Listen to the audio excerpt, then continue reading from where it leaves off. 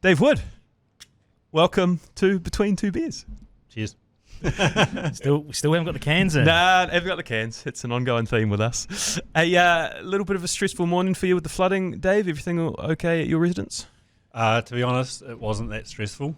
For some people, I live at Piha. For some people, it was pretty stressful. One of the roads down there, where the river runs next to the road, the river overflowed onto the road, and so it went into a bunch of properties. But to be honest, my house was pretty good. You're also an expert in dealing with stress as well, so I don't imagine maybe you got too stressed in that situation anyway. I was calm. We'll find out more about that as we go through. I mean, it can't have been that bad because I went surfing today, and so the surf's been pumping for the last week, so I've spent an astronomical amount of time in the water. Yeah, nice. Even though it's been apparently red listed because of the rivers flowing out in the septic tanks. Oh, right. Oh, right. We won't tell anyone. Surf was pumping, so I took my chances. Yeah. Happy days. Yeah, Dave sent us a video from his place of it underwater outside, so we sort of cancelled the app and then we're back on. But we're very excited to have you. We were in. stressed. We're hoping we can learn some lessons from you on how to mitigate some of the stress on the in the afternoon and the drive up. Yeah, well, I drove down one of the roads at Piha that was flooded, and there was a council lady there, and she got out of her car and she was running towards the van, and she was highly stressed. She was screaming and yelling at me, telling me I had to get off the road. And I was like, hey, just be calm. It's all good. Yeah. Did you give her a calm under pressure leaflet and say, hey, maybe you could come to one of these and later on? She was real stressed, but she looked like she needed it. I've got some skills that can help you. Well, we're happy to have you here in the Export Beer Garden studio. Into the exports before we get started. Is this part of your program at all? You enjoy a beer to unwind? Yeah, I love beer. Yeah, I wouldn't say like I'm a big drinker. I used to be a binge drinker. Growing up, didn't we like all? We all did. Yeah. Now I just enjoy one or two beers in the evening. Perfect. Keep it pretty low key. Like that. Okay. So this is quite a dangerous way to start because we're going to talk about some really important, serious topics in this ep, and I don't want to derail it too early. But I asked your partner Emma for a few good Dave stories in preparation for this episode, and she said, ask him about his sausage story. And we actually had another source say, you've got to hear his sizzler story. So two sources have said it's a story. We thought it might be a good place to start. Dave, what's your sausage story? I honestly don't know if you want to hear the sausage story. The last time I told the sausage story was at a health summit about 4 months ago in Auckland City. And the lady before me was a nutritionist, and she kept talking about sausages. So this story about the sizzler came into my head. Anyway, I got up in front of 400 people. And the first thing I did was I told the sizzler story, and it got to the punchline, and no one laughed. So I was sort of just standing up there, and I was like, that's the end of the story. And everyone was just like, oh yeah. But then at the end of this conference, I went out with they had a ball afterwards, and I went out, and one guy came up to me while I was standing in line waiting to get a beer, and he just leans in, and he goes, I really loved the sausage story. That wasn't Simon Gower, was it? Yeah. Well. We were living in Cornwall, me and a bunch of mates from Piha, and we had a barbecue one night. We cooked up all these cheese sizzlers and got to the end of the barbecue, and there's one cheese sizzler left, and we were all going to town, so I chucked it in my pocket, and we ended up out in town, and this cheese sizzler all night, it was like the joke, like we'd place it underneath someone's legs or up on the bar, or anyway, we went on all night with this cheese sizzler, and the next morning I woke up hungover and reached into my pocket, and there was the cheese sizzler. And so we were in this little flat, and I thought it'd be a good idea to cut a little hole in underneath my mate's bed and slide the sizzler up underneath his bed. And so it stayed there for months until it started sort of rotting and started smelling. So then he found it, and then he hid it somewhere in my room. This went back and forward for about 4 months with this cheese sizzler. And at one morning I remember going into the bathroom, and it was sitting on the end of my electric toothbrush. and so, yeah, went back and forth for ages. And so I was like, I'll go and hide it in his car. And so I went into his car, and I thought a great place to hide it would be, where he wouldn't be able to find it, would be in the passenger, above the passenger visor. And I thought I'll sit there for a while, and he'll never find it. And he had this date with this girl, and he was real nervous about this date, and had to go and pick this girl up. And he drove up the coast. We're living right on the coast in Cornwall, and the road hugs the coast. And he went up to the airport to pick her up, but he was real nervous. And so he picked this girl up, and they're coming back over the coastal road, And as he gets over the hill, the sun shines into the car. Oh, and so he pulls his visor down. And then she reaches up and pulls her visor down, and the sausage falls down and lands on her lap. And he reckons he just stopped and looked at it and just couldn't believe. And I mean, how do you explain that to the girl that you barely know on the first date? That you pull the visor down and the sausage falls on your lap. Nah, this is the whole thing. It's been going on. Me and my group. No, yeah. I think that speaks volumes to what's the word? The toughness of a sizzler, that it lasted that long as well. They're indestructible, those things. Yeah, it didn't stop there. This thing went for months and months and months. And I mean, you could bend it at both ends and it would touch, and it was like, I mean, that's not real meat, is it? It's like, what are those things? But yeah, now we just we always talk about the cheese. I told that story at his wedding. When did the sizzler cease to be a thing, or is it still in circulation? Oh, who knows where it is? It'll be amazing. It'll turn up in the mail one day. He's probably kept it. Yeah.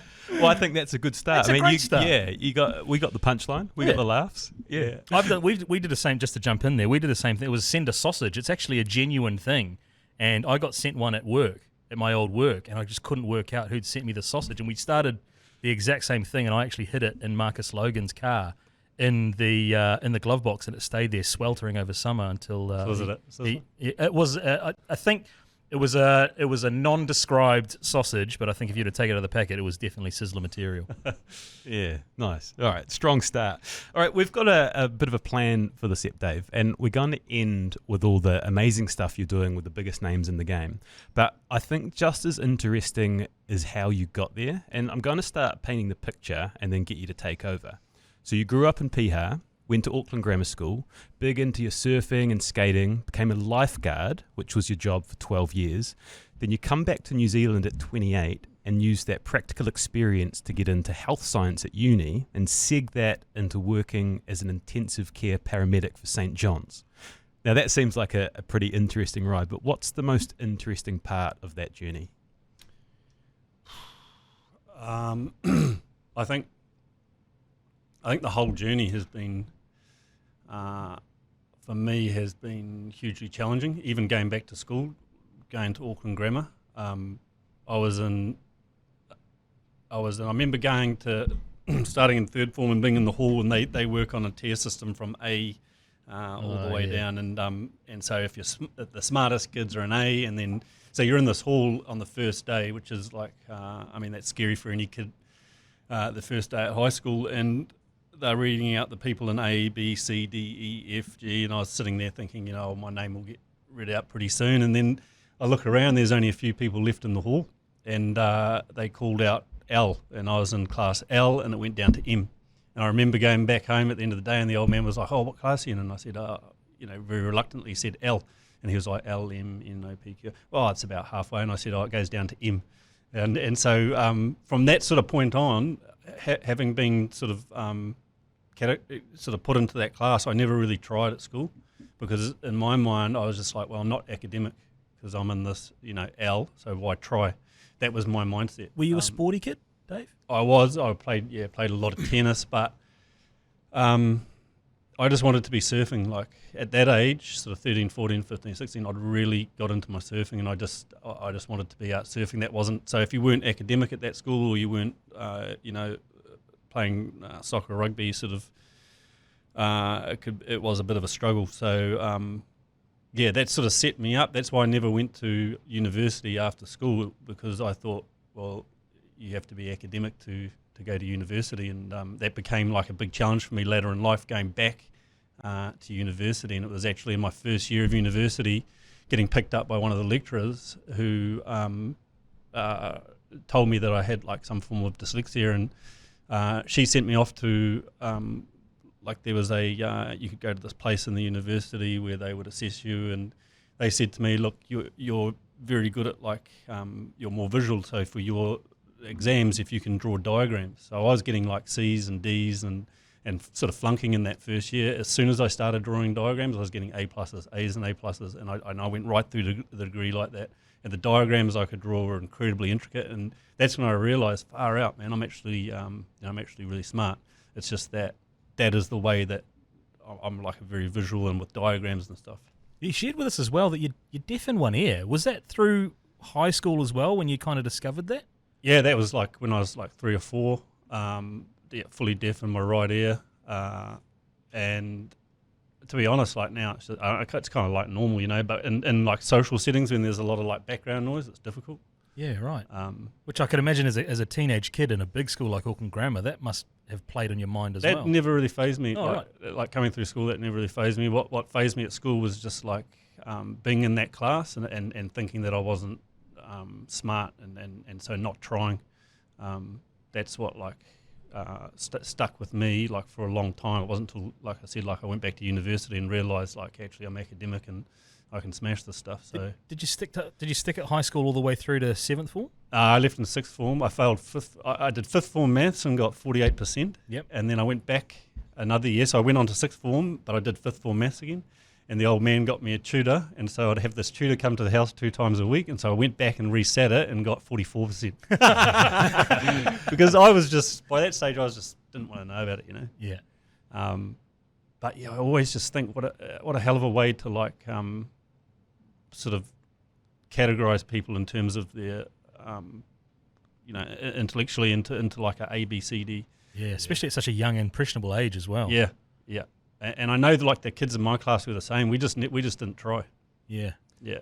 That's such a important discovery to make, which we're going to get into where it's led you. But the path, so 12 years as a lifeguard, and it was an exchange program. You spent some time in England. Yeah, so I finished school and then I was always lifeguarding, always like a volunteer lifeguard out at Piha, and then I got into the paid lifeguarding, which is like 3 months of the year in New Zealand, and I was the patrol captain at Piha Beach, which is like Piha Beach, the west coast of New Zealand is, I've travelled all over the world, and that coast is so raw, and Piha Beach is like, it's a dangerous beach if you don't know what you're doing. And so lifeguarding there, I picked up a lot of like the practical skills relating to stress and pressure and being able to operate in those environments. And I then got accepted to go over to Cornwall on the New Zealand Lifeguard Exchange after lifeguarding here for 3-4 years. And so I went over there, I got a British passport, and I ended up staying over there for 8-9 years.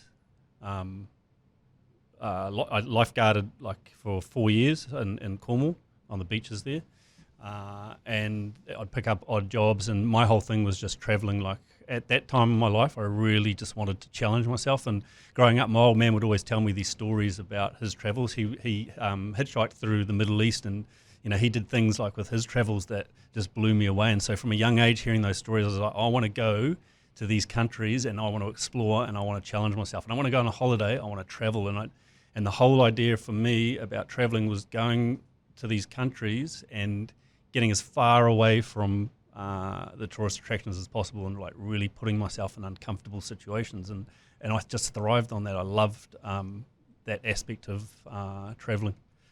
Yeah, I think this is a good part.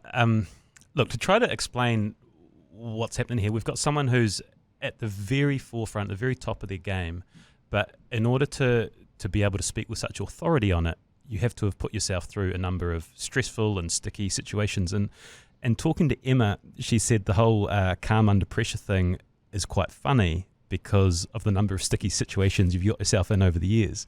So I was hoping we could actually talk about a few of these now. And she said one of them, which really grabbed my attention, was the time in Bali when you were left out at sea. And when you start bringing this stuff up, I'm like, oh God, what did she? Yes. Yeah. That particular time, it was surf. I took Emma over to Bali because that's like a place like growing up that it's like the mecca of surfing. Is going to Bali because there's so many good waves, and there's one way that you need to get a boat out to. It's called airports, and the boat drops you out there. And so I got dropped out in the evening, and it's quite a way out to sea. It's called airports because it's right next to the runway for the airport.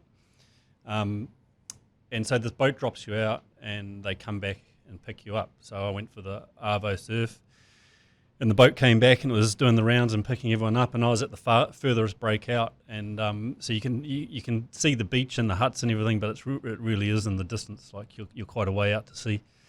And then I watched the boat disappear, and then I watched them pulling the boat up onto the beach, and the sun had gone down. I was like, they're going to come and get me. It's all good. They're going to come and get me. And then... Are you still surfing, or are you just floating at that stage? No, at this stage, I'm like far out. Why are they pulling the boats up, and why is no one coming back to get me? And so at that point, once the sun had gone down and it started to get dark, I was like, well, I'm paddling back in. And that was all good. Like, I don't know how far it is, like 4 or 5 Ks out, but the tide was going out, and what happens on these reefs is you have these channels that you've got to paddle back in through. So you got the reef and then the channel, and when the tide goes out, all that water, we're talking, hundreds, millions of tons of water moving through these reef passes. And so I started paddling, and you'd stop and sit on your board, and you'd get pushed back 50 feet. And so I got in at like 11 o'clock at night from paddling. Pitch black, and my armpits were red, raw, and obviously Emma was like stressed out, wondering where I was. But one thing about like surfing in New Zealand is that we are the best paddlers in the world, for sure.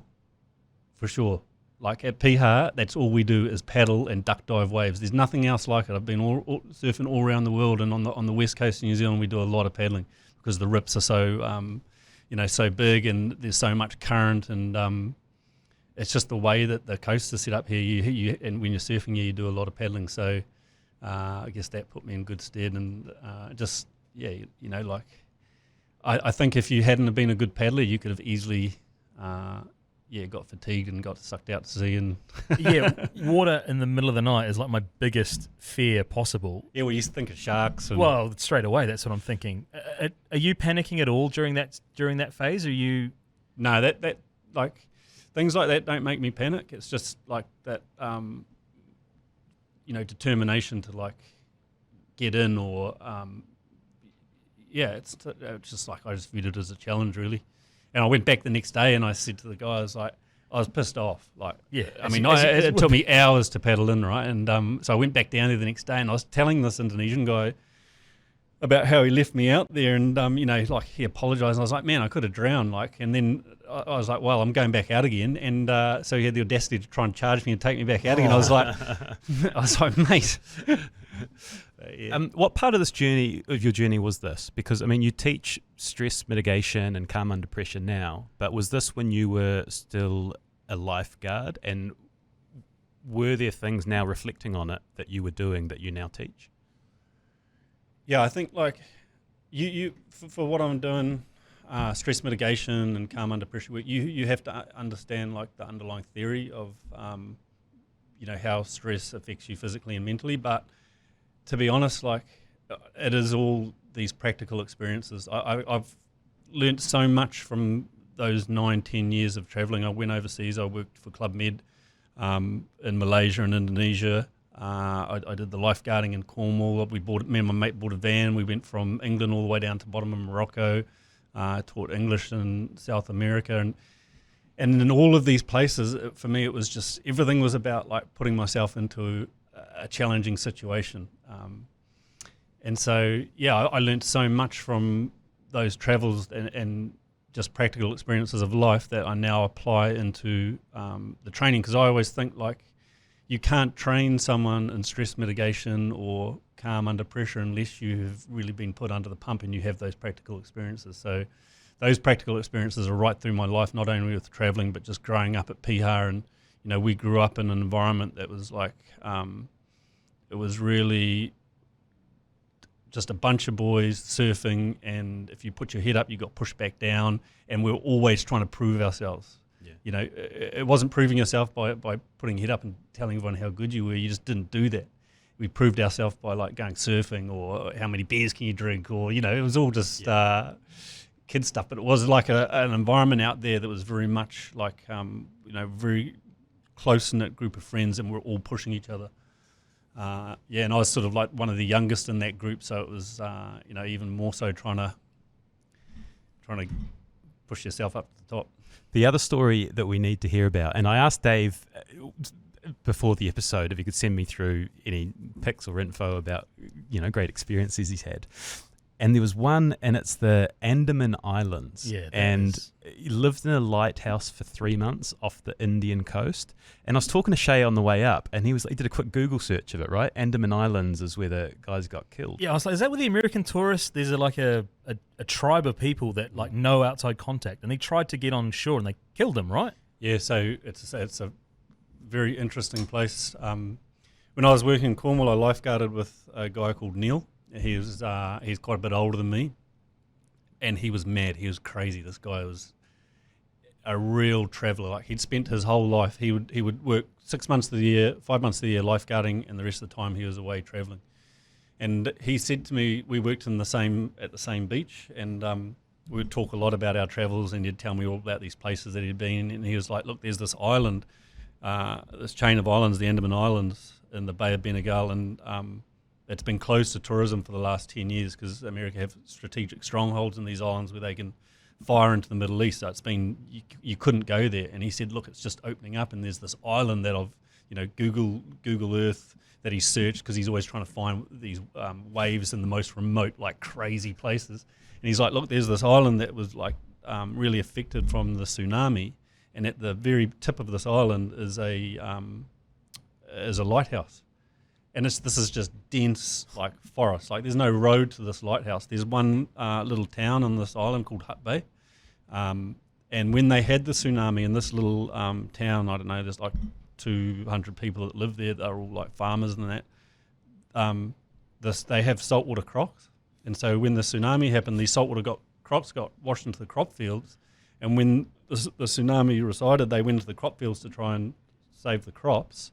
They got bitten by the crocs. And so in this one little village on this Andaman Island, Hut Bay, there's all these people that are amputees, right? And so we're walking around just going, man, looks like everyone's got like one leg or one arm. And so we asked about it, and they told us the story. It was incredible. But so we went to this island, and we got there, and we were in this Hut Bay, and so we had this idea to get to this lighthouse. And so we started asking people, and everyone was just like, no, you can't get there. All the roads have been washed away. There's no way of getting there. And plus it's all like, there's a tribe living on this island, the Ongi tribe, and they have no real contact with the outside world. And so you got to be careful. And we met this one guy after a week of trying to get to this, the tip of this island, who said he'd drop us out there in a boat. So we got all our food and water supplies and everything. And we took this about an 8-hour boat trip in this little dinghy, and we couldn't get close to the lighthouse because of the waves breaking on the reef, so we had to dock in about 3 k's before the lighthouse and then just ferry all our water and food along. Anyway, we got to the lighthouse, and it had significant structural damage from the tsunami, so when you stood at the bottom and you looked up, it was leaning over to one side, and I'm like, this is like mad, like. But yeah, we went into the lighthouse, walked up the 300 or whatever steps there were up to the top, and it used to have a big like light dome on top that was smashed, and all the glass was on the top. And anyway, that's where we lived at the top of this lighthouse for a month, with enough, just basic food supplies, and there was coconuts there, and we could catch fish. And the view out from this, because we stayed up the very top of the lighthouse, and I've got pictures of us sleeping up there. I've seen that pic. One sleeping on like a surfboard cover, it looked like, as a blanket. Yeah, and those were the best sleeps I've ever had in my life. I always look back to that time, and it was like the deepest, best sleeps I've ever had. And the reason behind that was it was dark at 5 o'clock, and we had no light. Like once it was dark, it was like 6:30, 7 o'clock. We were in bed asleep, and so our circadian rhythm, our that central clock just clicked into those rhythms of, when the sun went down, we got sleepy. When it come up, we wake up, and so I was having these real incredible sleeps for the month that I was there, and I had so much energy. And just out the front, when you looked out, because it was right on the beach, when you looked out, within about 2-3 k's either side, there's about 5. He's always told me not to tell anyone, but there's perfect surf breaks, and so we were the only ones there. No one else there. We didn't see another soul for that month that we were out there. And then they come back and picked us up, and we came back to Hut Bay, got a whole lot more provisions, then we went back out again. And it's just one of those times in my life that that was like the actual, when you talk about freedom and it just being free, that was it. And this guy Neil, he's just so far out there. He we were getting all these good waves right out in front of the lighthouse, but he could see in the far distance this point, and he was like, we got to get to that point, and he became fixated on it. You could barely see it. And I was like, man, we don't have, like, that's at least a day walk, and, you know, like, we've got to take water and food, and what are we going to do when we get there? Because he was convinced that there was a wave there. And so it became this, like, real thing of contention where he wanted me to go with him, and I didn't want to go. I was happy just being there and surfing these waves out front, and he got real angry about it, and it ended up like a real confrontation. So one day I was like, fuck, all right, let's go. And so we set off at about 5 o'clock in the morning, and it must have taken us probably about 8 hours to walk to this point. And then we got there, went for a swim, and we walked back again. And I was just like, but he loved it. He was just in his element, you know, like that was, and actually what ended up happening is, because we went out there and we could see there was a reef past there and there'd be a wave there, we came back again, and he was still fixated on going back, and I was like, I'm not going. So he left and he went out there by himself, and I stayed in the lighthouse. Oh. So yeah, it was mad. Were you a young man with no fear? Like, you say this is a wobbly looking lighthouse and you climb to the top and you go out in these crocodile infested waters and you go into this remote island. Like, did you not have fear? No, I had definitely had fear growing up. I had like a irrational fear of the ocean growing up as a kid. Like, I was really scared of like bigger waves, to the point that, you know, when I was sort of like 12, 13, all the boys, there's this spot we surf at Piha called the Cove. And once you finish surfing in the cove, you would paddle over to the middle to come in. Well, I was always too scared to paddle over to the middle, so I'd come into this little beach and walk over the rocks, and all the boys would just give you grief all day, you know. And because out there it was very much about proving yourself in the ocean and surfing big waves, and I was terrified of that. But I always had, my parents always gave me the freedom growing up to do what I wanted to do, more or less. You know, obviously you had rules and that, but I think that freedom of being able to explore out there and growing up out there gave me the confidence. And now, you know, like, I love surfing big waves, but I have fear about all sorts of things for sure. But that fear is good, you know, if it's controlled. That's what keeps you safe, right? Yeah. You spoke about. You're going to hang around in here? Yeah. I just had one more question, because Yeah, we did Google search the Andaman Islands, and someone was killed going there. Was there any trouble with the people? Like, did the interactions you had with the people there? Were you a threat? The island we were on, the Ongi tribe, they've had little contact with the outside world, but they started coming into this once they set up in this hut bay, because the Indian people set up in this hut bay, and they built shops, and there's actually ended up being a liquor shop in this little village, and you can see how it's just decimated. The root of all evil. Yeah, it's just decimated the place. And what started happening is the Ongi tribe would come into the village to get sugar and butter and chips and all the rest of it, and that caused all sorts of, as you can imagine, all sorts of problems, because they started, you know, those tribes, if they get something like the flu, they're not immune to, you know, they haven't been exposed to that level of, and so, yeah. There is an island, and it's the last known human population that has had no contact, zero contact with the outside world, and it's an island called North Sentinel Island, and they are called the Sentinelese. And after the Boxing Day tsunami, because it's only a small island, and you can't, when you Googled, is it called Google Earth? Yeah. Yeah, you can't see, because it's just dense forest, right? So there's no real way of telling like how many of these people were wiped out. So they tried to land a helicopter on the island, and they came out and shot arrows at the helicopter. Yeah. And then so there's this one guy that, because it is patrolled by the army, so there's now like, you can't even get close to the island. Yeah. But I don't know what this guy managed to get himself on the beach at this island, and they and this is all documented. They caught him, tied him up, and killed him. Killed him. Yeah. So you don't land on that island, and there's like footage of it as well, right? Like you can see him. Yeah. On the beach. You can. Yeah. And obviously such a stupid thing to do, because you go on that island, you take. I mean, they don't have the immunity to deal with like the common flu or things that like you would take to an island like that. So yeah, and we sailed right past that island, and I'd read the book about it, and so yeah, it was fascinating just being there. But yeah, one of the countries I enjoyed most was India, because we left to go out to this Andaman Island from Chennai, and I arrived a couple of months earlier and went through India by myself, and I was reading this book Shantaram at the time.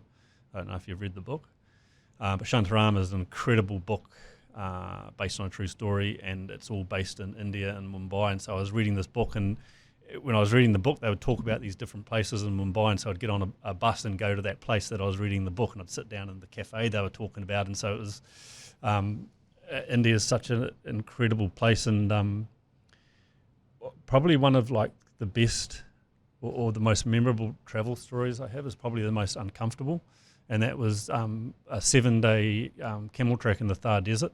And I was just travelling through India, and I got up to Rajasthan, and I met this French guy, this elderly French guy, and he was telling me about how you had to go out and do this camel trek, right? And it's like quite a touristy thing. You can go out, spend a night with a group of people in the Thar Desert, and then you go back, and that's it. You've ticked it off. And he's like, don't do that. You got to go for like at least a week, if not a couple of weeks, right? And he gave me all the information, went to this place, Bikaner, met up with his family, spent the night there. They drove me out to meet up with the camel guy, and it was just a camel and the camel cart.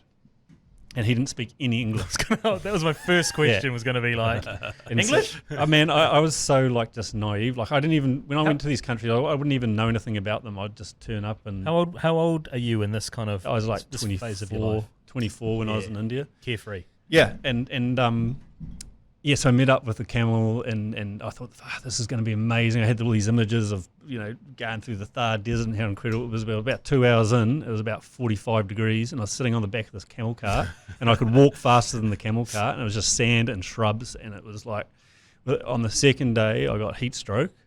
I was just like chronically dehydrated, and all we had to eat was chapati bread, rice and potatoes, and you could not talk to the guy. So I would get off and I would walk ahead of the camel cart for hours, and you'd just be plodding through the desert, and then, every sort of couple of days you'd come across a small village, and he'd park up and go and chat with his mates. And fascinating. At night time there, it'd be like 45 degrees during the day, but at night time it's freezing cold, and he would sleep up on the camel cart, and I'd be on the ground on the sand. And they have these sand beetles, which are these big black beetles. They're massive, and they only come out at night. And so I was lying there on the first night, and these sand beetles are like crawling all over you and in your sleeping bag. And the first couple of nights I was up all night just trying to get, because they would be in your hair and everywhere.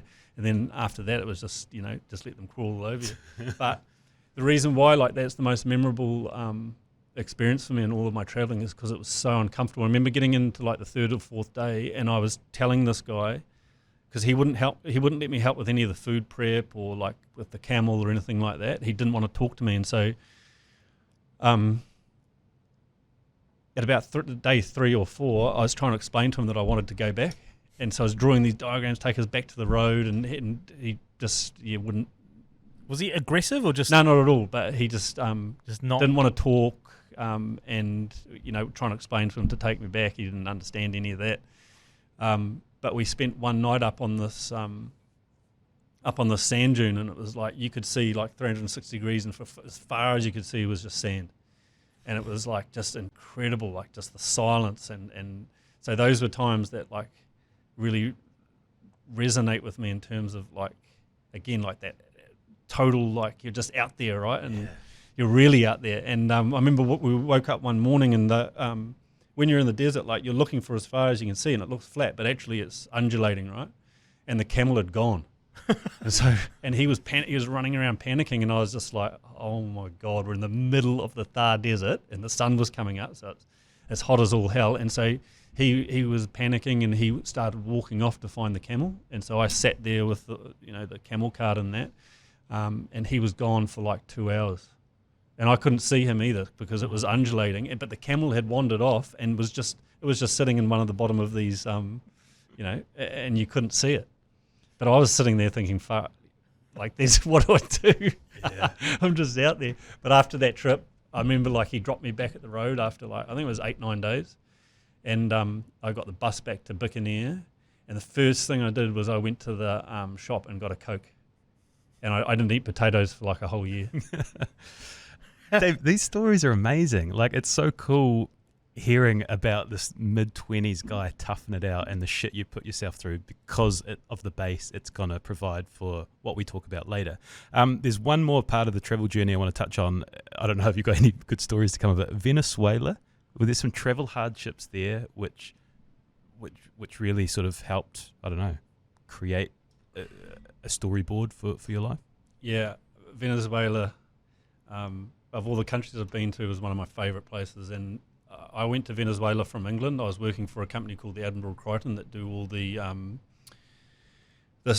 functions for the royal family. So I got to meet Charles and all the royal family, and we worked in the Just slide that into conversation. Yeah, we Yeah, worked I met at the king. like Buckingham Palace and did all the charity events. And I'll never forget, I was out the back slicing salmon, and Charles came up to me and he said, we got told to call him Your Royal Highness, and so he comes up to me, and I just thought that was, because actually I've met him a few times, and it's just like talking to one of the boys. He's so approachable. But he said to me, where's that salmon from? And I was like, Ireland.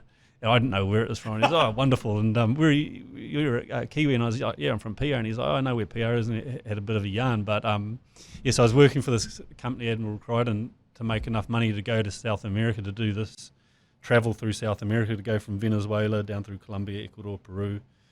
And I arrived and I was really like nervous about going. I didn't speak any Spanish, hadn't learnt any, and I was flying into Caracas, which is the main airport in Venezuela. It's also the murder capital of the world, I think. Yeah, it's a dangerous city, and you feel that. Eh? Yeah, you feel that when you're there for sure.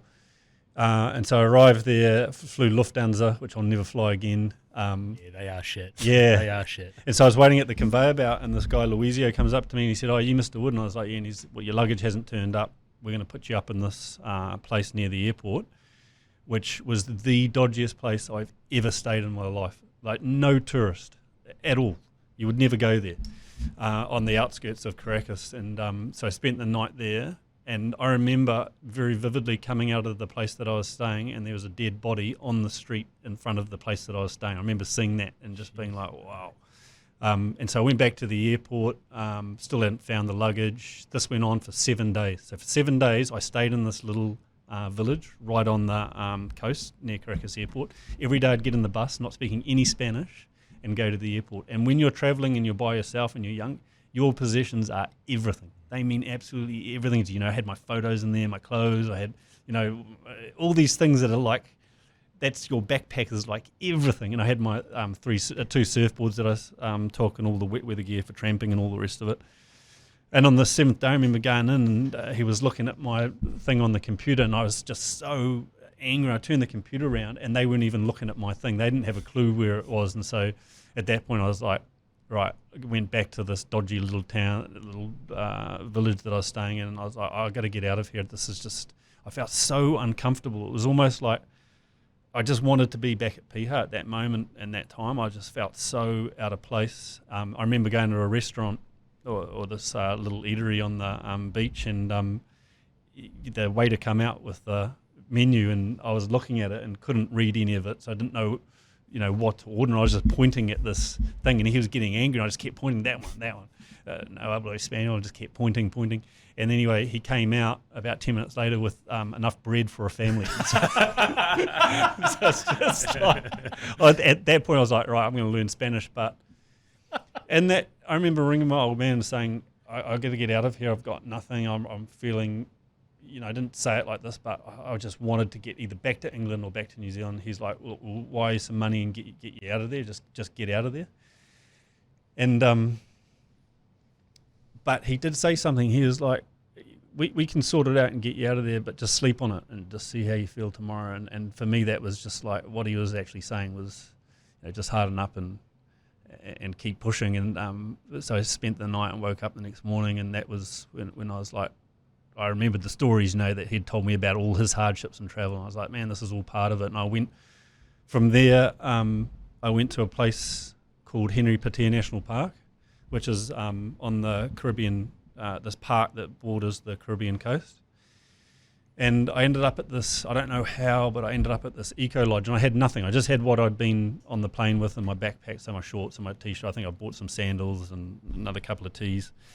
And I found this eco lodge, and I don't know why I went there, but it was owned by this German guy, and I turned up there and told him about what had happened, and he said, well, we're painting the eco lodge, can you paint? And I was like, oh yeah, I've done lots of painting.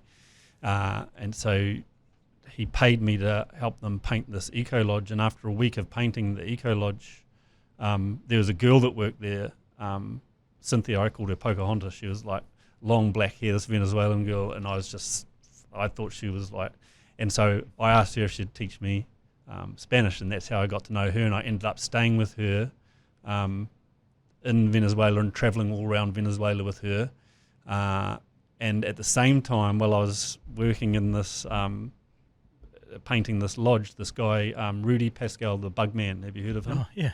No. He's a Kiwi guy. Yeah. Well, him and his crew turned up there, and they were following the migration of insects from and the birds from Venezuela right down to the bottom of Argentina. This migration that happened, really? And he was explaining it to me, and he was like, "Well, we need an extra guy to hold gear in that. So, if you got a 3-4 days, and you can come with us." And I was like, "Yeah." So I ended up in this Henry Patea National Park, just seeing all these incredible things and learning all this stuff off him, and it was. But what it taught me, like all those travels, what it taught me is like just perseverance, and like, things can get really uncomfortable, but you can always, like, there's always a way, rather than, like, you can always just, we're so adverse to discomfort, right? Like, especially nowadays. And I think that's what that travel taught me, was like, it's okay to be uncomfortable and feel like you're a million miles from nowhere. And but you if you just keep going, you'll find like, things that would get put in, would never met that girl, and I would never have had those experiences. And I ended up going right through Venezuela, right through Colombia, when Colombia had been red zone, so you weren't supposed to travel there, because there was such a big thing going on at the time where the government was trying to push the FARC over the border and into Ecuador. The internal conflict that's going on there, which has like devastated that country. And we were there like I was there at a really hostile sort of time, and so there were no tourists there. And the Colombian people, and I was really nervous about being there, but the Colombian people were the friendliest people that I've ever come across. And you wouldn't even, because one of the rules I had when I was traveling is to never stay in a backpackers. And I learnt that from Neil. Like he said to me, you never stay in a backpackers because you get comfortable, because it's easy to be around, and you want to go to these places and find like families to stay with. And in Colombia, it was like every family would invite you in. But Colombia was just a mad trip. The great lessons there in perseverance, like you said, but also what incredible stories to have to be able to tell and reflect back on. Like, you go through shit, but like those are some of the most epic stories we've ever had on this podcast. I'm literally captivated. Like, off every word. I'm gonna steer us back, because there's two pretty incredible transitions that I can see in your life from work, and one of them is what we'll talk about later, but the other one is from lifeguard to intensive care paramedic. So how did that journey happen? So the whole time that I was overseas, the idea was, because lifeguarding doesn't pay any money, you're just getting by from day to day and enough money to go travelling, and that was cool. Do that for like 8-9 years. But the idea was to come back, and I told the old man, I'll come back to New Zealand with enough pounds to, buy a house or put some money down and get a house. And so that was the plan. And he was always sort of asking me about it, and I was like probably exaggerating how much savings I had, because I had nothing. But right, it was time to go to London and make some money. And so I went to London, and I worked for a company that puts up marquees all around England. So the idea was to do that and save a bunch of money, and I did that for like 4 or 5 months, and then I used that money to go surfing. And my last trip before I come home was to go surfing around Indonesia, and I didn't make that much money, and I used that money for that. And I came back to New Zealand, and the old man picked me up from the airport, and driving out to the beach, he started talking about buying this property, and I said to him, I've got $10. And so I went back out to PA and did the lifeguard season. I was like 29, 30, I was 30, and I was just, all my mates were married, having kids, and I was like, what are we doing tonight? It's Tuesday, Wednesday night, we'll meet at the pub, and they were like, what are you talking about? It's like, midweek.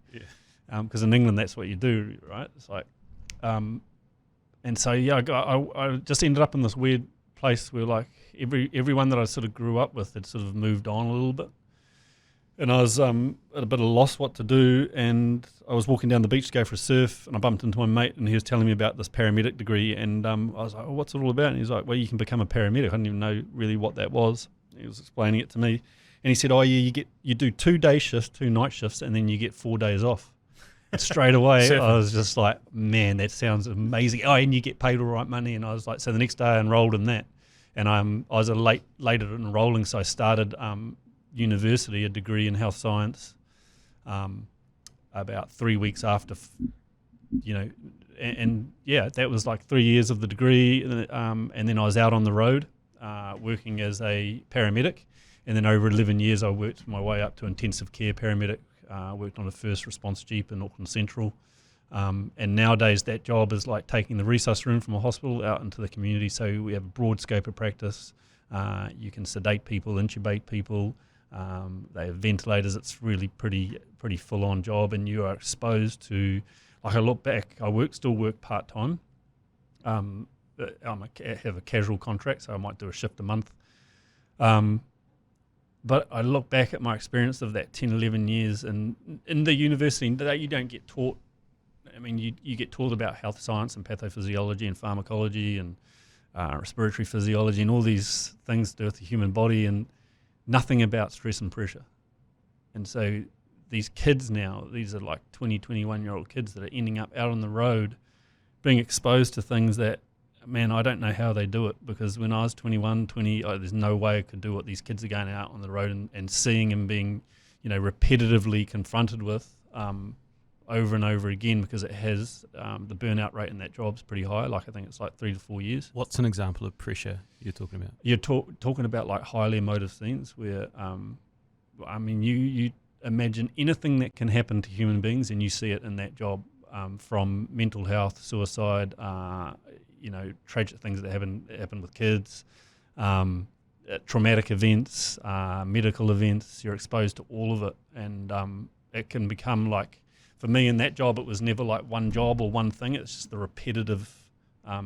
You end up becoming like sensitized to it, and you end up becoming. Well, I did, quite cynical about human beings, because you're constantly dealing with people that are unwell.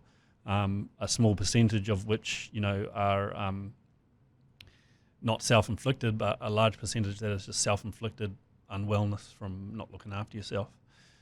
Yeah, and that job taught me a lot about like how I want to look when I'm 50, 60, 70, and I want to be high functioning, I want to be surfing, I want to be healthy, because what I've seen in that job is the effects of being trapped in your body for the last 20, 30 years of your life. And in New Zealand, we've got a massive problem with lifestyle disease, high blood pressure, obesity, cardiovascular disease, cerebral vascular disease, and the way that we like deal with this problem is just to medicate it. And I've got mates that are in their 40s that are on high blood pressure medication, and yeah, we're like, I don't think we're like a very well nation. We've got the people that are like the 5% that are really healthy, or the 10% that are really healthy, and then we've got the people that are really unhealthy, and we've still got people in the middle that don't really care either way. So 11 years as an intensive care paramedic, you're obviously learning and training yourself and figuring the shit out as you go. Towards the end, are you starting to think about what's next? Like, is it the mental toll that it's taken on you, or is it that you see the experience and skills you've learned could be used in the sport field? Like, where does this transition start coming in? Yeah, I think like once you're in the ambulance service, I think the mindset is like, once you're in there, you're in there. It's like, that's what you do for like until you retire, right? And for me, it just sort of, I always said when I started, like, because you do see like people in that job that are burnt out, I was like, I never want to get to that point. And I got to that point where I was just burnt out from 11 years of night shift and seeing all this stuff.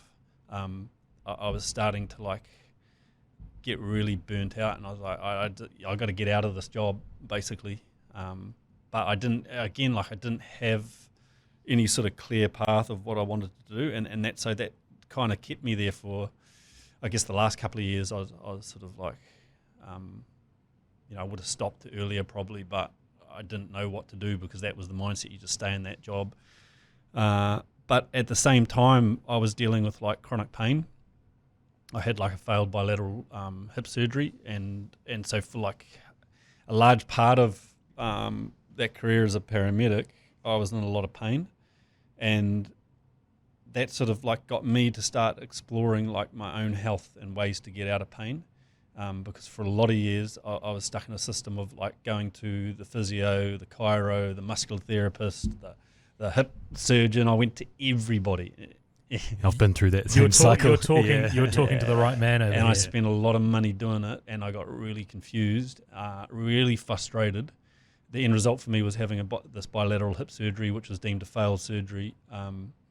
I got to a point like, I remember the exact sort of moment that I got to this point where I got up at like 2 o'clock in the morning, and to get out of bed, like I'd literally like grab my legs and move them over to the side of the bed. That's the level of like dysfunction that was in my hips and pain. And then I was walking to the toilet like 2-3 in the morning. I was sort of like holding onto the wall. I'd become so like, I'd just become so fragile, to be honest. And because I was always looking for ways to like not move, and because I thought, I was told by a hip specialist, imagine you're on a bike and you're going down a narrow pathway. If you go too far to the right, you fall down. If you go too far to the left, you fall down. That's what he told me. And I went back to my car after that appointment. I was like, fuck, for me, it was like, I got to stop moving. I just got to sit and so I started doing that a lot and stopped moving. And that's where I became like, my body became fragile. And I was going to the toilet, holding onto the wall. And I got into the toilet, and I was just like, I just sat down on the floor of the toilet. I was like, I was only like 37. And I just started crying. I was like, fuck, this is just so gnarly what I'm going through. And it's affecting me, my mental health so much. There's got to be like a way. I was literally at the point where I was like, I can't deal with it anymore. And so that was the point. I woke up that morning, I was like, right, I'm going to solve this problem myself. I'm going to stop relying on other people. And that's when I invested heavily into understanding what was going on in my hips, the muscle imbalance that I'd created around that dysfunction, the effect it had on my nervous system, the effect it had on my breathing, the effect it had on my metabolism, the effect it had on my sleep. There was all these ripple-on effects. And because I'd had such a good understanding of the human body and how all these body systems interact, I knew that it wasn't just my hips. It was if there's dysfunction in one body system, it affects all body systems. And so I went deep into this learning of like the muscular system and building strength in my hips, but also regulating my nervous system. And that's where like I learned about the breathing, because when you have pain, you tend to like breath hold or breath stack, or you have quite shallow breathing into your upper chest, and that was actually causing a lot of the pain because it upregulates your nervous system. And so to come back to your question, at this point I was like trying all of these things, but I'd just go down really deep down one rabbit hole and the next one and the next one. And I got to this point where I was like, right, every time I go deep into like doing something for self-betterment, I get better, but not enough. And I got to this point where I was like, man, if I brought all of this stuff together that I've learned, the breathing stuff, the nervous system regulation, the stress mitigation, the muscle and tissue work, I'd get better in leaps and bounds. And that's what I did. And that's why I named my business Integrated Training, because it has to be an integrated approach. And it was kind of at that point where I started like working with people just out at Piha, and just the guy down the road who had back pain, or I worked with a couple of young surfers out there. And it just, this was just in like the shed at my home, which I ended up calling it Woody's Movement Workshop. And that was initially the name of my business, which everyone just still calls it that now anyway. And then like the trajectory from like starting that business to now for myself has been mind-boggling, because now I'm working with some of the most elite athletes in the world, and not just athletes, but professionals, and I work with anyone who wants to optimize health and performance. But the trajectory of the business has just gone like that. And the difficult thing there is like, when everything happens so quickly, I'm not business orientated, and so I had to learn, or I've had to learn how to run a business, which has been challenging. Can we just pause there for a second and reflect back on your initial remarks of being the kid in Auckland Grammar Hall and feeling those feelings to where you are now? And like, I've heard you on other podcasts speaks so eloquently and so detailed to the point where I'm like, fuck, I need to listen to that again because Cheers. I can't. I never can't. think that I've talked like that. It's amazing. It's like it's and your understanding of it all. I just find it fascinating to reflect on maybe what you were feeling when you were in class L versus where you are now is fucking phenomenal. Yeah, man, it's taught me like for me it's taught me just to like constantly challenge yourself, because if you're not challenging yourself, you're not going anywhere, right? That's the biggest thing for me is like which like comes back to that travel, was just like I instinctively knew that I needed to just challenge myself constantly, because in that school I never challenged myself. And it wasn't anything that I picked up on. It was just like, I think I came out of that school and I just felt so like just bored and like hadn't been challenged because I'd never tried, to just being so hungry to like really push myself. And I'm amazed as well at that, to think about that moment when you're crying on the toilet floor and whatever has flipped in your mind to then go, right, fuck it, I'm all in here. And I wonder, was it fuck it, I'm all in here and I'm going to find out? Or did you have peaks and troughs where you were like, and this isn't working, fuck, maybe I need to go back here? Or was it just like once that spark was lit, was it just, I'm there? Never a linear process, right? Like, you guys know this, like anything that's worthwhile, it's and like if you're going to challenge yourself and put yourself out there, it's never a linear process. You're going to be met with all sorts of obstacles and self-doubt, and like I still have that now. Man, I still have like all of these negative thoughts, self-doubt, I'm not good enough, I'm not ready. I have that every day. But now what I understand about that is that's normal, and it's not the thought that matters, it's how you articulate it, how you perceive it, and how you respond. And yeah, that definitely, like a big thing for me was, like I said to you, growing up in the environment I grew up in, if you put your head up, you got pushed back down. It was like a real thing. I know, like we talk about that as Kiwis, but I think amongst the culture I grew up in out at Piha, it was so like, it still happens now. yeah. And so like a big thing for me, even starting the business, like even doing an Instagram and starting posting stuff, I found very challenging. And even now I do, and like even like posting about the athletes I work with, I'm like, oh, people might think I'm a noter, or I mean, we're walking that same journey right now. Yeah. And so I've learned, and like we all do, right? It's just, people say like, just don't care what other people think. It's bullshit. Like, we care so much about what other people think of us. And you should care about what other people think, but you should also, I feel like, just go for it, man. Just like, don't hold back and put yourself out there. And what I've found is the more I put myself out there, you're going to get negative feedback. You get even people that are close to you. And this is what I've found extraordinary, is that even people that are close will dig at you. And I just use it now as just fuel. It's just like, yeah, I like it. I'm just like, yeah, I'm gonna nail this thing, and I'm just gonna keep going until it does. And it doesn't matter what obstacles are there. But yeah, it definitely hasn't been a linear process. I'm really interested in digging in the early days when you set up this business, or it's a side hustle, Woody's Workshop. Did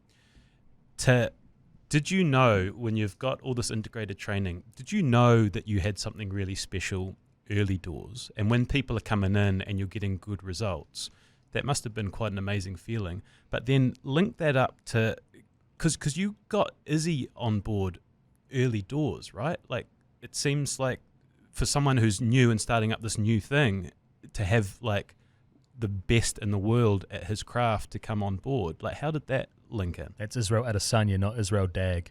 Just for anyone that needed a clarification. Yeah, I think, no, I didn't, like when I started the business, it was not my intention to even get into like, my intention was like, I was very much interested in muscle imbalance. And that's the sort of the direction I wanted to go in. But once I started working with some athletes, I started realizing like that the fundamentals of performance were missing. They were doing all lots of good stuff, but the fundamentals around the things that I thought would be like entrenched in team sports and individual pursuits were not there. And this is the stuff around like breathing work and stress mitigation and recovery and sleep and And so then I was like, man, there's like a little bit of a niche here that I could get into. And I found that going down that route of like working with people who had muscle imbalance, that it's very hard to like differentiate yourself in that area because it's so flooded with strength and conditioning coaches and muscular therapists and so yeah, it's just sort of like evolved. And then I was just like, I was into the UFC, so I was just like, I'm gonna get there and train these guys. I don't know how, but that was like a challenge for me. And so I just started off working with. I remember like there was one fighter that I was looking at the gym, the City Kickboxing, and there was one fighter, this guy BJ Bland, Quicksand Bland they call him, and he's a Taranaki boy. Like I was like, if I can get him to do it, I reckon, because he was like, I think just I looking at him from the outside, I was like, that guy's like he's a workhorse. He's quiet. He's sort of I don't know, just sort of like spotted him out. So I hit him up, and he was like, oh nah, I'm sort of said, oh, maybe on the next fight camp. And were you a member of City Kickboxing Gym? Like, no thing about it. No. I love it. And so he was sort of like, oh, maybe in the next fight camp, but cheers for your message. And so I was like, hey, all good, man. And then I went away and I sat down and I was like real dejected. I was like, damn it. And I was like, nah, fuck it. I'm going to message him back. I was like, look, man, just come in and do one session. Just one session. Just take 45 minutes. I guarantee you, we'll get some good results. And so he came in for that session, and then he ended up being the guy that really vouched for the work. And he was such a great advocate for it. And then so once he started coming, the next guy, and then a bunch of Tahitians that fight there started coming, and then before too long, some of the UFC boys started coming. Yeah. Did you realize, and I know, and I've seen interviews before, like you don't like dropping names, and you don't perhaps like talking about how specific guys are training under you, but when Israel Adesanya came to you for training, did you realize that was a big moment for your brand and for I don't know, the validity of what you do, that someone is trusting you with their process who is at the top of his game? I never looked at it like what it would do for like my business. I never even really like entered my mind. I was just like this is a challenge, and I really want to smash it. Just like any client, like what gets me motivated is like that challenge. I keep talking about it, but that's what gets me motivated. And for me, I just saw it as like a big challenge. And yeah, I was nervous about it and whatever. But man, he's the most down to earth, humble person, right? Like, so it wasn't difficult at all. And the stuff that we're doing, whilst like the underlying mechanisms are quite of like nervous system regulation, breathing work, and mindset training, whilst it's quite in depth in terms of the underlying mechanisms, the actual exercises are simple, and they should be simple. And it's not the exercise, it's how you apply it, and it's how you relate to people, and how you can get on the same level and understand that this guy or girl needs something different from this guy or girl, and understanding where they are in their career and what they need and their patterns of behavior and how that's affecting performance. And so it's just all this understanding of human behavior, which you can't, you're not going to get that in a degree, or it just comes from like practical experience and understanding humans. Does that also must come from some of those travel experiences as well, right? Because when you're dealing with different cultures and needing to be respectful of other people's beliefs and all of that stuff, like it is, as we progress through this episode, it's amazing to see how all of these things have culminated in where you are currently, and incredible to think where you will end up longer term as well. Because this is kind of the start of the journey, right? Is that right? Because you've transitioned from athletes into corporates, or have brought corporates on, or high-performing professionals? Yeah, my like big thing at the moment is this Calm Under Pressure workshop, which is bringing like a high-performance workshop to the general population. And this workshop has sort of evolved out of my frustration with how we are currently dealing with mental health in this country. And obviously we're doing some incredible things, but there's also like this workshop for me is I want to bring like a workshop that will teach people like underlying mechanisms, so get them to actually understand what stress and pressure and anxiety is, because a lot of people have anxiety and a lot of people are stressed out and they don't actually understand what's happening in their bodies. Unless you understand it, you can't apply the skills. And then if you don't also have the practical scenarios to be able to like go and practice these skills in the underlying theory, I just think like you need all three things. You need to understand the underlying theory, you need the skills, and then you need practical application. And that's what this workshop, I want to do with this workshop, and what we are doing with this workshop, myself and my team. Every 6 weeks in New Zealand, we take a small group, 20 people, through this calm under pressure workshop, 2 days, and they come out the other side of this workshop with a much better understanding of stress and pressure and anxiety and what they're actually going through in their own lives through teaching them these three things. Is it incredibly individualised? Because I've seen you've worked with Blair Tuke and Ella Williams and Kai Kara France, and when these guys come, say they come into your workshop, are you devising a very specific plan for each individual person, or is it kind of base ideas which work for everyone? Yeah, the exercises are the same. It's just how you apply them. You can change the variables. It's like, I always say, like the complexities and the simplicity. So the exercises might be the same, but how you apply it is totally different from person to person. You can't have the same structure for each person. It just doesn't work. And where you might start one person is totally different from where you might start with another client. And so, yeah, I guess the answer is like, as human beings, we all sort of, especially when I work with people that are anxious or stressed, you can pretty much group about 80% of them into the same category in terms of, some of the symptoms and the way that they have developed patterns based on chronic stress or pressure. But how you actually, work and talk with that person and apply the exercises is totally different from person to person. I think that's where that's one of the frustrations of the current model of we say for example, everyone needs 8 hours of sleep. No, they don't. Some people need 6, some people need 10. When I was a kid, I needed 16 hours, you sleep till 11 o'clock in the morning. And so it's never one thing fits all.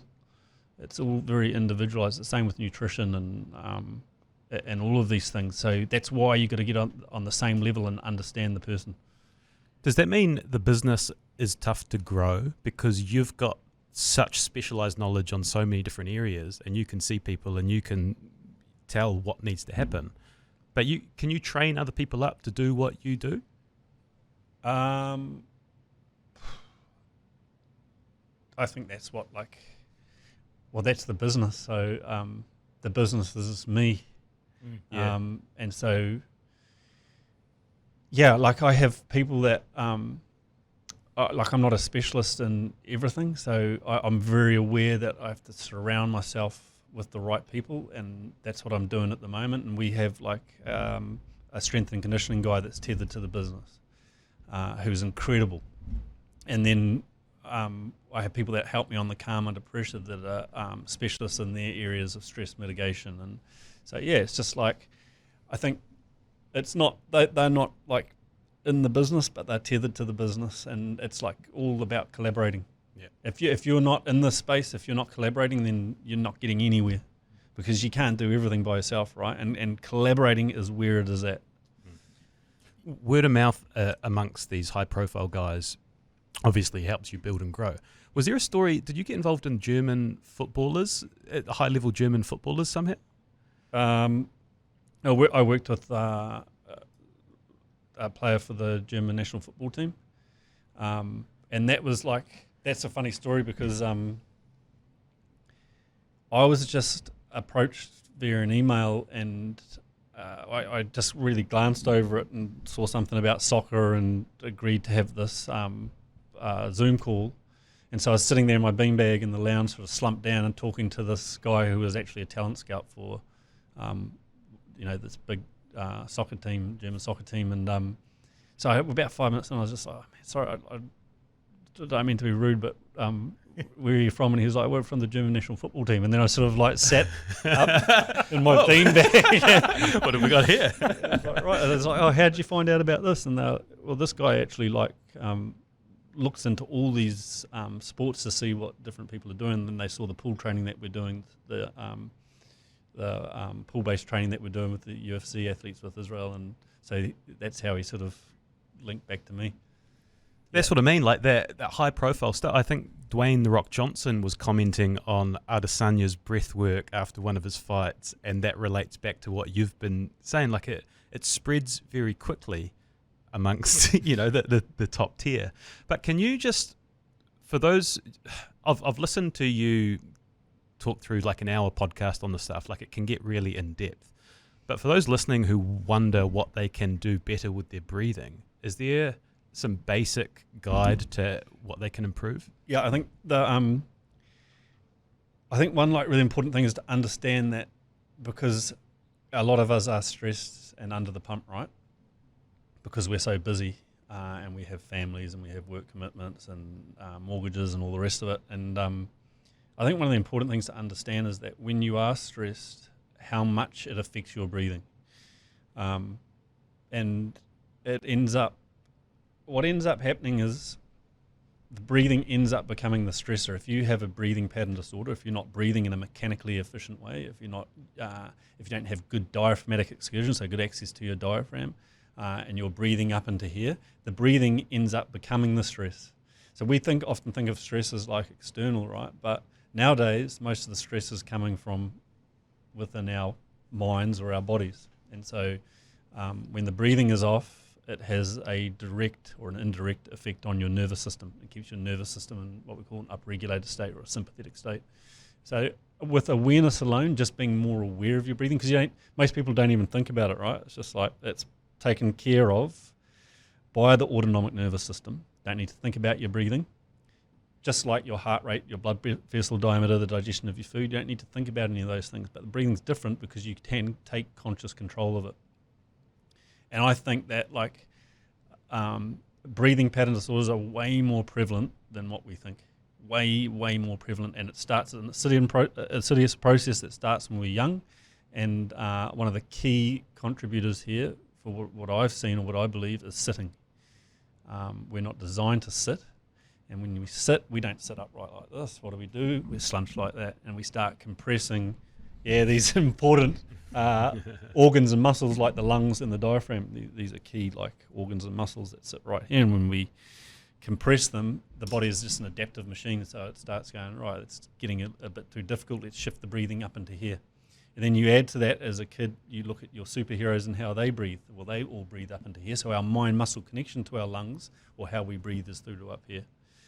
You then, as you go through life, you start adding stress to that. Stress directly affects your breathing rate and depth. And so you start having this insidious effect, and you add in things like childhood asthma or developing pneumonia, and that affects your breathing. So there's all these things related to stress, because this sitting is stress. Like my back is sore right now. I'm compressing the muscles. The muscles, ligaments, tendons, neural tissue that's running down the back of my legs. I'm just sitting on it, compressing in it. I'm just leveraging off my lower back. This is like complacent adaptation, and we are adapting to these things that are. So the stress is now not external; it's very much internal, based on this like complacent adaptation. I don't know if I'm waffling on or if that makes sense. No, it does. I was very interested in you as a guest for personal reasons, because my story echoes yours in an incredible way. I had a football injury, which basically meant I couldn't pick my kids up for about 2 years. And I went on this journey and I saw chiropractors and surgeons and physios and did Pilates and all these things. And no one could have an answer. I had some degenerative disc issues, but no one could really explain why I couldn't bend over. And the same way you described that you're on the toilet, getting out of a car, I would have to lift my legs up and push People them don't aside. believe it when I tell them that. I'm like, I literally had to like grab my legs and pull them over the side of the bed. That's how like junked up my hips. Chronic pain, big cloud over my life, and I didn't realize how bad it was once you're in. When you're in it, it's not until you're out of it that you realize how bad things were. And then it wasn't until I went to the back clinic in Hamilton. It's Nicola at the Black Clinic, amazing. Nicola, you legend. And she just said, I just want to watch you move. And I sat down in a chair and I got up, and she said, do you realize you hold your breath every time you get up? Do you realize that all of your breathing is in your chest? Like try breathing in your diaphragm, try opening up. And I did that, and I walked up and down, and it was a game changer. In weeks, I was back to running again, and it was all to do with my breathing, something which had been overlooked by so many professionals. And I was just amazed at nothing else had changed except my breathing, and all of a sudden I was back playing football again. Now in hindsight, do you ever look back and realize like that you were like clenching your jaw and you were holding your breath, like when you're driving, you're ramming your foot down into the floor and you're just so tense? And absolutely, I was tense with everything. Where the connection with that, like the breathing and pain, where that came from me was like I was in the car driving to Napier, and I was listening to a podcast, a lady called Dr. Belisa Vranich, incredible understanding of breathing mechanics, and she was talking about how you could use your breathing to like calm the nervous system and to get rid of pain. And she was talking about it, she was like, try this breathing technique. So I was in the car, like tense, because I literally feel like I was sitting on glass, and real tense. And then so I did this breathing for like 5 minutes and 5-10 minutes, and then after this breathing, I just had no pain. I was just sitting there like, oh my God, there's something like incredible. And it all just clicked for me around how the breathing was actually keeping my nervous system, because I was like breath holding, breath stacking, breathing up into here. I was terrible like breathing up into here. And then I became like just so consciously aware of what my breathing was doing when I was at rest, when I was exercising, when I was stressed, when I was in pain. And I'd always come back to this breathing technique, where this breathing technique is just really basic. It's like 4 or 5 second inhale through your nose, expanding laterally at the rib cage here, relaxing the chest and shoulders, and when you exhale, you relax. And you do that for a couple of minutes whenever I was aware that my breathing was off. And it took me a long time, I'm talking months, to actually recalibrate my breathing. And that got me so interested around breathing mechanics and how we're actually talking about this stuff. Because if you listen, how we're talking about breathing, we're talking about breathe into your belly. And what does that mean? Like you could not, there could be not a more confusing analogy for breathing. Breathe into your belly. It doesn't mean anything. Yeah. I can subscribe to that. I hear it all the time. I don't know what the fuck it means. I genuinely don't. And so what I've, and people in this space are starting to do now is bring breathing into a high performance environment. And when we talk about breathing, we don't talk about breathing into your belly. We talk about getting better access to your diaphragm, better diaphragmatic excursion. What does the diaphragm look like? How does it move? When it moves, what does the rib cage do? Why does the stomach push out when you breathe in? The stomach pushes out when you breathe in, because when you breathe in, the diaphragm drops down into the abdominal cavity. That's a closed cavity. The organs have to go somewhere, so the organs push out this way. So it's not about pushing your belly out when you breathe. If you push your belly out when you breathe, your diaphragm's barely moving. You're just pushing your guts in and out. Yes. Yeah. yes, I am. Yeah, and so we've just got to be right with the terminology, and that's I'm very big on that, is getting the terminology right so that people actually understand, because nothing will work if you don't understand it. Nothing's ever going to work if you don't understand it. I will not do something you tell me to do unless I understand it. So I spend a lot of time with my clients explaining to them the underlying principles and mechanisms of what we're doing and why we're doing it, and the research related to it or the science related to it, so that they can take it and apply it, the skills, in a more sophisticated way. The guys, the people out there who listened to this podcast in the very early days will know I was a big Wim Hof enthusiast. And I feel like he really put breathing on the map, certainly for me. And I was a diehard Wim Hof breather, and I thought the Wim Hof breathing was something that I would always do. So I did the breathing and I did the cold showers, and it's the cold immersion which is stuck. I don't do the Wim Hof breathing anymore for whatever reason, but I do the cold showers every morning. Every shower is a cold shower. And I know that's part of what you do as well. So how does that link in? I've done the Wim Hof breathing as well. It's not something I do either. I think they call it, like, there's a whole bunch of different names for it, cyclic hyperventilation or Tumo breathing, that rapid breathing. And I do actually enjoy it when I do it. I'll often do it before, if I do it, I'll do that type of breathing before doing some calming breathing. The reason for that is sometimes if you create stress, it then allows you to get more calm, if that makes sense. And for a lot of people who you tell to go and sit down and meditate, that will agitate them. And actually for those people, what they might need is to go for a run first or do some rapid breathing, some form of stress, to then be able to relax. What was the question? Or just the cold immersion. The cold immersion is a part of it, which has actually stuck with me, and I find the benefits of it incredible. But I wondered how you incorporate that into what you do. Yeah. Someone sent me an article on cold water immersion the other day, a research article saying that cold water immersion had no benefit for muscle recovery at all.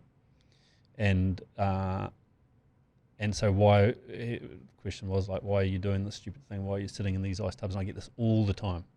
And the researchers are saying, you're better off just to do some foam rolling or relax on the couch.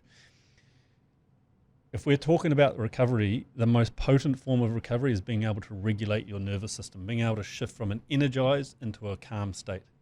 So for the ice bath, for what I use it for myself and for the people that I work with, is let's get you into a really stressed state, what we call a sympathetic dominant state, where your nervous system's upregulated, your heart rate's up, your blood pressure's up, you're in that red zone, and how calm can you get? So that's directly training your nervous system. How good are you at shifting from being uncomfortable and in pain and stressed to being nice and calm? And with the ice bath, you see incredible results when you use that as part of the practical setting for stress mitigation, and teaching people that actually you can get in there and use your breathing and use these skills and actually get really calm. And when you get people that are depressed, have severe anxiety, what those people tend to do is they create safety barriers, right? Comfort barriers. And so the idea of for them getting in the ice bath is like terrifying.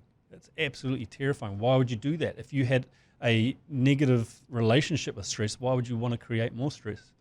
And you get those people in there and you teach them how to control that environment. They get out and it's like a switch has gone off. It's like, if I can control that, I can apply that to these other things in life. And you see massive shifts in people that use this cold water immersion for stress mitigation, but also like the flood of endorphins when you get out, the adrenaline, the noradrenaline. We often think that adrenaline is like the stress hormone. It is, but adrenaline is incredible for your immune function. And when you get out of the cold water, you have a huge amount of noradrenaline, which is adrenaline for your brain, which makes you more focused. That's why you get out and you're sort of like pumped and you feel on, right? And then because you've achieved it, you also get a hit of what do they call the dopamine. Dopamine, yeah. And it's the combination of dopamine and adrenaline that gives you that really euphoric, amazing feeling when you get out of the ice bath. And so if we're just looking at the research and we're saying, hey, this is doing nothing for muscle recovery, we're just looking at these superficial layers of this is much more than muscle recovery. This is actually learning how to recover in terms of your nervous system. There's also the Goggins element to it as well, of doing something that sucks and overcoming just something that generally sucks. Yeah, I got mates I got one mate who's got this ice tub and he gets in it at like 5 a.m. and I'm like, I wouldn't do that. I don't want to do that. I don't want to be in there at 5 a.m, but he gets in there. And I'm sure it has incredible benefits for him. And if you're doing something and you believe it's good for you, it is going to be good for you. It doesn't even matter if it's kind of shitty for you, because that's the placebo effect. The placebo effect is incredible.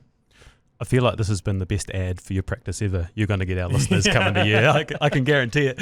I actually want to read something. We reached out to someone who's been to one of your workshops and wanted to hear from him what he said about it. And he said, this is from Simon Gower. He said, "Hey, Dave's the man. I spent 3 days with him. It was a massive eye-opener. Dave is incredibly in tune with the mind and body.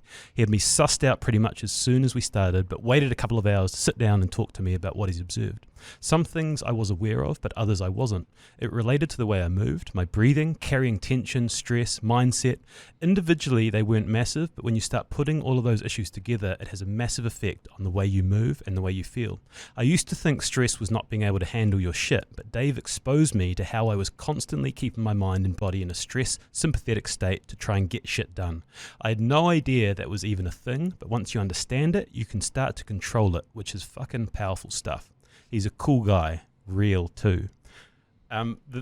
The question I wanted to ask from that is some amazing feedback, but can you size people up as soon as you see them? How have you been sizing me and Shay up as we're talking? Like, can you tell where we're carrying stress or what we can improve pretty early? Yeah, you can. You can definitely tell. Like, I think that's like one of the things that I am very good at is being able to suss people out. And you can pick up on ingrained patterns of behaviour, especially so like that was very cool, by the way. I really liked Simon. We spent 3 days out at Piha, and it was incredible because he was so invested in it, which motivated me. But with all of the stuff, what you're looking for is patterns of behaviour, subconscious patterns of behaviour. These patterns are based on our practical experiences of life, normally traumatic events that happen. We all go through traumatic events, and in the acute phase, after going through a traumatic event, you put safety barriers right up to like protect you. The problem is once the threat has gone or you've moved on, a lot of people hold on to those patterns to keep them safe going forward, right? And you see this, I see this, I can identify this in myself, my partner, my friends, the people I work with, and it's about going back and getting them. And the best way to bring these patterns to the forefront is in stress and pressure situations, because you will always go back to your hardwired patterns. And that's why when we do, for example, the Calm Under Pressure workshop, we're working with guys like Simon, the very first thing I do with them is get them down on the beach and we run the sand dune. Because you will see these patterns, they're so clear. These patterns of not quite getting to the top and turning around before getting to the top, or seeing them get stuck in their mind halfway through the sand dune and latching onto the end, or like the body language and even like the breathing and how they recover at the end. It's all like very telling in these practical settings. And then just talking to people, and I think like, when you're dealing with someone who's in that corporate environment, you know that they're going to be stressed, even if they don't realise it, because we're not designed to do that. We're not designed to look at screens. We're not designed to sit there for 8 hours a day. We're not designed to deal with all these 100 different things that are going on at once, the mortgage, the family, the work pressure. And when we talk about stress and anxiety, people are like, oh no, I'm not stressed or I'm not anxious. But when you start looking at their patterns and getting them to understand that being anxious is not like cowering in the corner. Things like perfectionism, a form of anxiety. And we have like a whole list of these things. And someone that said, I don't have anxiety, and you go through this list and they're like, yeah, I have that, I have that, I have that, I have that. Well, these are signs and symptoms of stress overload and anxiety. I feel like this has given a pretty awesome window into what you do. And for those who want more information, we'll direct you to the websites and things later. I did want to ask about how you deal with stress. You had an Instagram story or video a while back about a keynote speech you were about to do, and you made a comment about how you were quite sort of nervous, and I don't know if you used the word stressed out for it, but how you reflected on it afterwards. What do you do when you are in a situation when you get stressed out?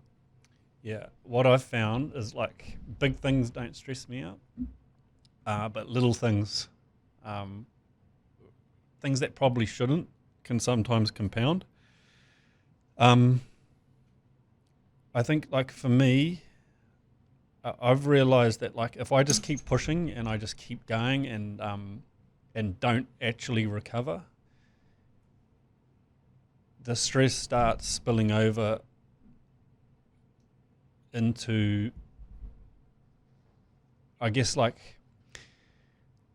worked it out as I've gone along. For me, what works for me in terms of mitigating stress and pressure, and it's a combination of things. It's not any one thing. It's a combination of making sure I'm sleeping right, making sure I'm getting like good quality sleep, making sure that I exercise every day, making sure that I'm eating nutritious. For the 5 pillars of health. If you're not doing that, and you're looking for anything, if you haven't nailed the 5 pillars of health, and you're looking for all these other ways of mitigating stress and pressure, you're never going to get it right. Get the 5 pillars of health right first. Just remind me what those 5 pillars are, or some of the listeners that might not be aware of them. Yeah, exercise, Tick. social interaction, Tick. nutrition, sleep, fluid intake. There's one other, I can't remember what it is, but they're just the basic things, the things that your parents told you when you were a kid. Get those right, get those squared away, because if you're adding all this other fancy stuff and you don't have the foundations right, you're always going to be. And nowadays, like, I think the biggest thing is we're all so busy, so trying to fit this stuff in, but you have to find a way. And yeah, we all say we're busy, but a lot of us are just busy up here. And we're spending so much time burning energy because this thing is just going and we do, like, one thing with the clients I work with, which is non-negotiable, is like 20 minutes of focus work every day where you are just, I guess, like, for lack of a better word, meditation. And people are like, 20 minutes? There's no way I can do 20 minutes. And I'm like, look on your phone. How many hours are you spending on your phone every day? And, like, actually doing 20 minutes of this is going to make you way more productive. You're going to go into a bout of work with better focus. Your nervous system's going to be regulated. You're going to be more creative.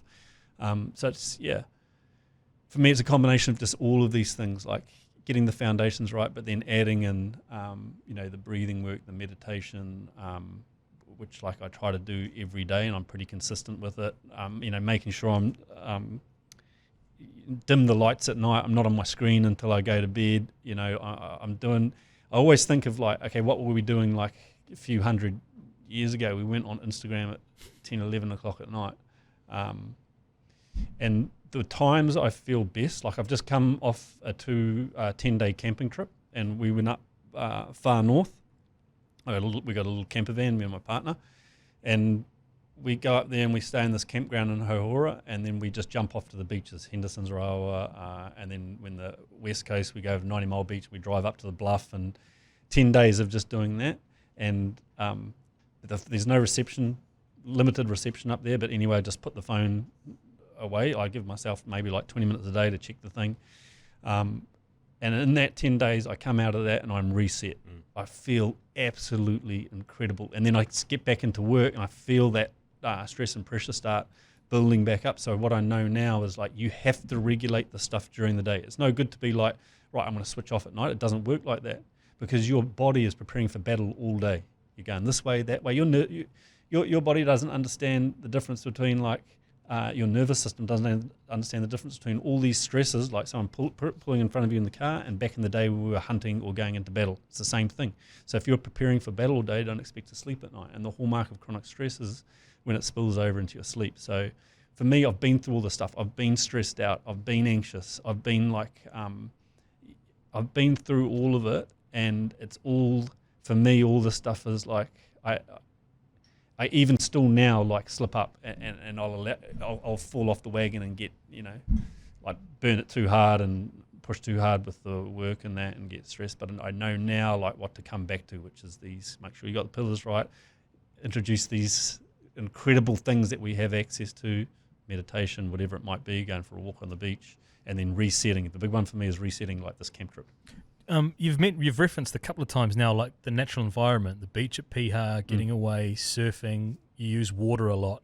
Like, how important is that to you personally? The environment that we kind of operate in. It is absolutely everything. So I have I work with a lot of the work that I'm doing now is with clients abroad, and I work with this one. I ask all my clients the same thing: an entire week. So I'll ask you guys and the listeners the same, an entire week, how many times would your bare foot touch the Earth's surface? And so this guy that's sitting there on the other side of the screen in New York, he sat there and he thought about it, and he looked at me and he said, never. He said, an entire week, my foot never touches the Earth's surface. Do you think, without even like having to understand the science behind grounding and how important it is for the 100 muscles, ligaments and tendons in your foot to actually grip the Earth's surface, do you actually think that that's normal and healthy to not be connected with the Earth? and people come out to Piha and they go for a walk on the beach and they're in their shoes, and I'm just looking at this, and these are kids that are just like, I think it's just mind-boggling how we've got to this point. Absolutely mind-boggling. And just from a musculoskeletal perspective, if your foot and ankle is not strong, you're going to have back pain. You're going to have issues with your knees. You're going to have issues with your back. It's all connected, and there's, think of a bridge, right? And the shape underneath the bridge is an arc. Why is it an arc? Obviously, let water or traffic through, but it's an arc to strengthen the structure. Well, where is that arc in your body? Where is that arc is in your foot, right?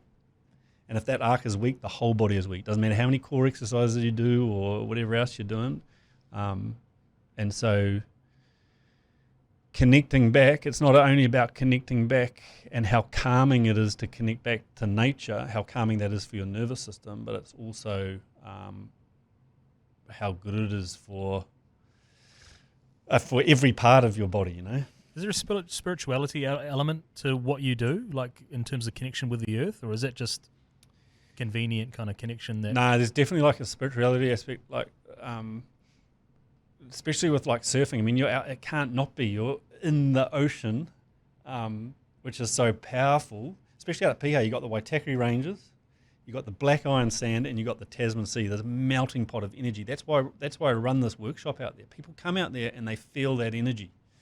And then you're sitting out there, and the sun goes down, and you're the only one in the ocean, and it's the middle of winter, and there's no one around. Like, it's crazy. It's like that's like for me, that is how like I reconnect and how I recharge, and everyone has to find their way of doing that. But there has to be an element of reconnecting back into nature there. Man, we live in New Zealand. Like, the stuff is right on our doorstep. Dave, there's so much depth here. I feel like we could talk for hours, but I am going to attempt to start wrapping us up. There was one thing that was in my notes. Is it true you're a manifester, and that there were people when you started this journey that you told yourself or wrote down or whatever that you would work with one day that you have worked with? And the next question is, who is next on the list, if you're able to say that? Yeah, I definitely believe in manifesting. Because what is manifesting? All you're doing is it's just your internal dialogue, right? You're just telling yourself what you want to happen, or what you can foresee happening, and that's incredibly powerful. The story you tell yourself is everything. So yeah, I manifest all the time, and it's almost uncanny. Some of the things that I've manifested that happen, it blows my mind. And I'm not going to say who it was, but I was working with one client. This is like back when I first started Woody's Movement Workshop in my garage at Piha, and he was coming in, and I said to him, man, this is what I'm going to do. And he looked at me like I was mad, because at that point it was just literally a shed. Like, it had my tools in it and the lawnmower, and put some flooring down, had my sign up, and I was just like, I don't even know why I told him, because I normally wouldn't do that, but I told him, and he just looked at me like I was mad. And then I remember when it happened, he messaged me and he's like, holy shit, man, I remember you saying that in the garage. And I thought, and like, he's just like, now it's like, fucking, it's happened. And I was like, man, you just like, you manifest the stuff, but that's not enough, right? Like, you can't just say, oh, I'm going to manifest something that's going to happen. Then you got to go and make it happen. So, but yeah, I think the internal story that I'm very aware of, like the story I tell myself, and like,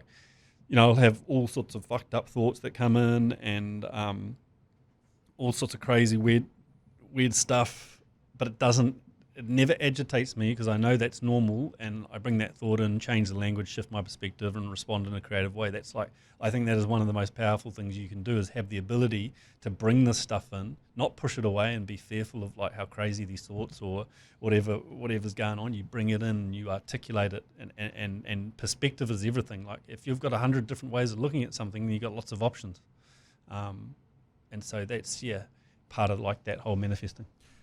Casting forward, looking 5 years into the future, would the goal be working exclusively with some of the world's best performers in different areas, or would it be more helping the everyman, or would it be a bit of a mix? No, it'd absolutely be both. Like, I want to work with like top tier athletes, but I want to work with the guy down the road who's like, I just want to work with people who are invested in self betterment. and who like I get really excited working with a client when I just ask them, you know, what are you here for? And they're like, man, I just want to be, you know, I just want to like get healthier or whatever it might be, and they have a challenge. I'm like, oh yeah, great, I'm in on that. You know, like I'm not definitely like not here to like motivate people. If anything, it's like I will put in 100% effort if you put in 100% effort, and that's how it should be. That's how like any time that you work with someone, that's how it should be. And I'm pretty selective of who I work with, but yeah, it's not I want to be working with just athletes. I want to just work with you know, anybody that's willing to invest in their own and optimizing their own health. Shay, I'm going to start teeing you up for the outro soon, but I'm just going to say my bit first. Dave, I love this episode and I love the way that it's played out, that the listeners have heard of the real life experiences and the struggles you've been through and the hardships and the different life journeys, and it's culminated in this amazing place you are now, working with the top athletes in the world and the everyman and helping everyone come together. It's so cool. So thank you so much for coming in and giving us your time and sharing a few beers. But I'm not the outro guy. That's Shay. Oh, fucking hell. Okay. Okay, here we go. Like this is a cathartic experience, right? And I felt the same. I say this for a lot of the episodes. Like I felt like I've been a passenger in this one because I'm captivated by your story and by what you have to say.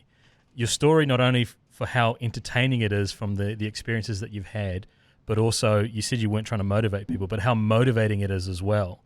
Like I cherry pick lots of these different ideas that I hear and want to integrate them into my life. But the fact that you've aggregated these things and turned it into something that can help top athlete and everyday person as well is phenomenal. The element and the connection back to earth and the environment is something that I think more people need to do and more people need to get involved with. And that you're so passionate and articulate, killed it. Passionate and articulate about what you do as well. And I can't get beyond thinking about that kid at Auckland Grammar, thinking that they weren't good enough or they didn't fit in or they didn't have a purpose, to where you are now and what you have the potential to do to people's lives is absolutely phenomenal. Yeah. Thank you. I've been lucky to like be surrounded by a good family and good friends. And what I was going to say is like I would not normally come on and talk about a lot of the stuff, and I've not in any podcast or any interview talked about like my travels and things like that. It's always been about like the performance side of things. I think like what you guys are doing and just going onto your Instagram and looking at the clips on there, it made me want to come in and talk about that stuff because it's down to earth. It's like you're both, good buggers, and it just made me want to come in and share that stuff. So yeah, thanks, and I really appreciate it. That was going to be my other point, is that you're just a normal dude with super abilities, but the fact that you've rode in from Piha's your home, like I am and like Steve is, we're ambassadors. We're super proud of where we grew up and where we come from.